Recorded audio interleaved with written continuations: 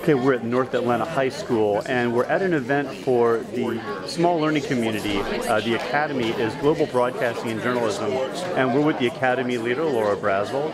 And if you could talk a little bit about the event this morning, we're here to kind of celebrate the unveiling of the logo for the Academy. That's right.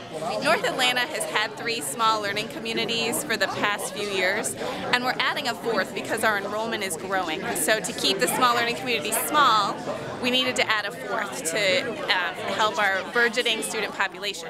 And so our 4th new academy is Global Broadcasting and Journalism. So we're trying to develop a program that really marries the International Baccalaureate focus of North Atlanta with a knowledge of journalism and media.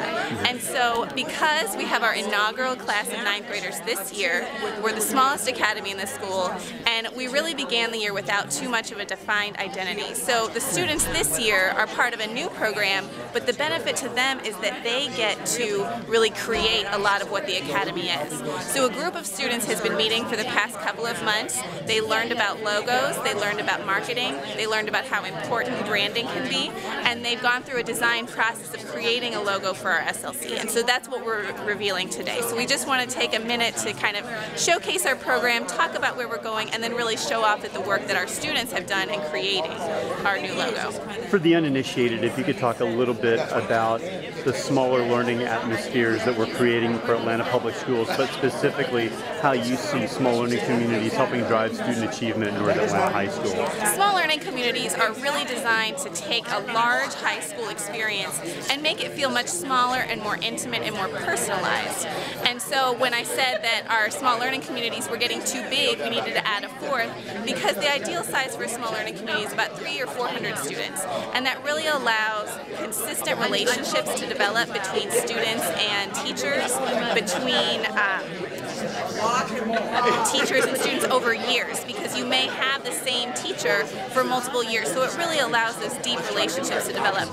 The other thing is that you have one administrator stay with you for 4 years, you have one counselor stay with you for 4 years, so it's really a team of adults who are looking out for you, and that is really the foundation of what a small learning community is. And the research shows that when students are in that smaller environment, when they feel cared for, it's much harder for them to slip through the cracks, and they really get a much more personalized, tailored high school experience. It also sounds like you're trying to take the more modern aspects of journalism and see if we can bring a 21st century learning atmosphere to these students. Talk a little bit about how that plays itself out.